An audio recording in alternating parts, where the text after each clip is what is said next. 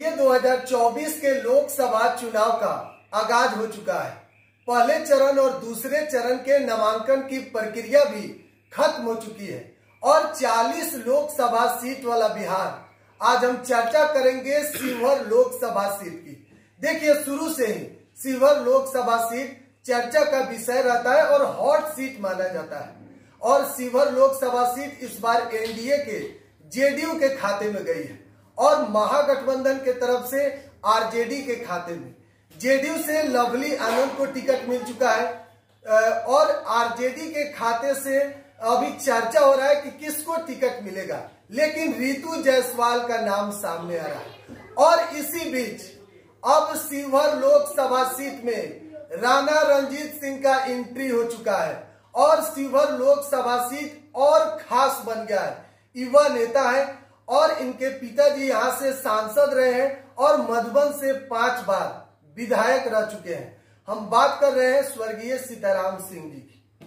आज हमारे साथ खुद राणा रणजीत सिंह जी हैं। इनसे हम जानेंगे कि शिवहर लोकसभा सीट में इस बार किस तरीके से चुनाव लड़ रहा है और मुद्दा क्या है। सर, सबसे पहले आपका स्वागत है। देखिए, शिवहर संसदीय क्षेत्र में सबसे बड़ा मुद्दा है कोई भी बाहरी जो है आकर के यहाँ गिद्ध की नजर जो है शिवहर पे और बेलसन पे लोगों की रहती है खासकर। तो लगातार कई बार से बाहरी आता है, चुनाव जीत के चला जाता है। तो सबसे बड़ा मुद्दा यहाँ होने जा रहा है कि हम लोग लोकल किसी न किसी कैंडिडेट को इस बार वोट करके जिताएंगे। अच्छा, शिवहर में एक तरफ से लवली आनंद है, दूसरी तरफ रितु जायसवाल, और दोनों कह रहे हैं कि हम जीतेंगे शिवहर और कोई कह रहा है कि 4 लाख वोट से जीत जाएंगे। क्या लग रहा है? देखिए, लवली आनंद जी पहली बार नहीं आई, कई चुनाव लड़ चुकी हैं और मैं आपको चैलेंज करता हूँ कि आप पार्टी गिन के बता दीजिए कितनी पार्टी में लड़ चुकी हैं। बताइए आप कितनी पार्टी में लड़ी हो? जेडीयू से इस बार है, पिछले बार एक बार भाजपा से भी आई हुई है, हमसे भी आई हुई है, कांग्रेस से भी आई हुई है, समाजवादी पार्टी से भी आई हुई है। लगभग सबसे किस्मत आजमा चुकी। तो कोई नया चीज नहीं है, कोई नया उत्साह नहीं है। कई बार आई है, कई बार गई। अच्छा, एक और आप सोशल मीडिया पर पूरा एक्टिव और खास करके युवा में आपका चर्चा है, और दूसरी तरफ देखा जाए जो शिवहर में मुस्लिम की संख्या ज्यादा है उसमें भी आप शामिल हो रहे हैं। इफ्तार पार्टी हो, मुस्लिम के किसी भी कार्य में जा रहे हो, लोगों का समर्थन भी आपको मिल रहा है, उस पर क्या कहिएगा? देखिए, मेरे राजनीति की बुनियाद जो है अक़लियत से ही शुरू हुई है। हमारे पिताजी का एक बहुत बड़ा बगीचा बनाया हुआ। हमारे भाई साहब एक ऐसी पार्टी में चले गए जहाँ एक वर्ग छूट गया। तो जो वर्ग छूटा, मेरी बुनियादी राजनीति की वहीं से हुई। मुझे लगा कि भाई अगर पिता के संपत्ति को आप बढ़ा नहीं सकते तो कम से कम बचाने का प्रयास किया। तो अक़लियत की राजनीति से ही मैंने अपनी राजनीति की शुरुआत की और उनके हक और हकूक के लिए ही मैं राजनीति में शुरुआत में आया और उसको लेकर के मेरा फाउंडेशन जो है चूंकि सभी समाज को लेकर के चल रहा है, लेकिन शुरुआत बुनियादी शुरुआत उसी से। और शिवहर संसदीय क्षेत्र पे अगर हम आते हैं कि ये लगातार जो है आरजेडी से अक़लियत के किसी न किसी व्यक्ति को यहाँ से टिकट मिलता रहा। पिछले बार भी मिला।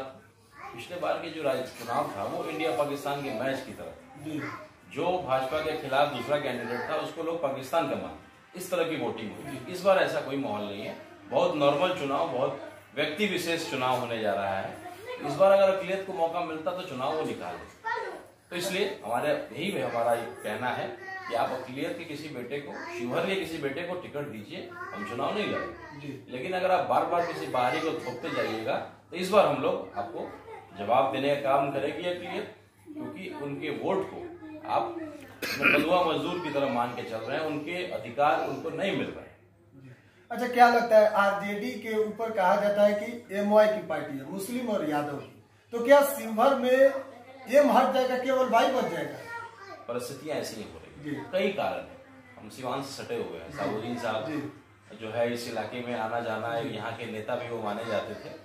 तो लोगों का लगाव जो है साबुद्दीन साहब से बहुत रहा है और जिस व्यक्ति ने इतना सींचा है इस पार्टी को, केवल अगर आज वो हमारे बीच में नहीं है तो क्यों नहीं, उन्होंने कहा था कि लालू यादव मेरे नेता हैं और नीतीश कुमार परिस्थितियों के मुख्यमंत्री हैं। अगर वो एक लाइन नहीं बोला होता उन्होंने तो इतना कुछ झेलना नहीं पड़ता।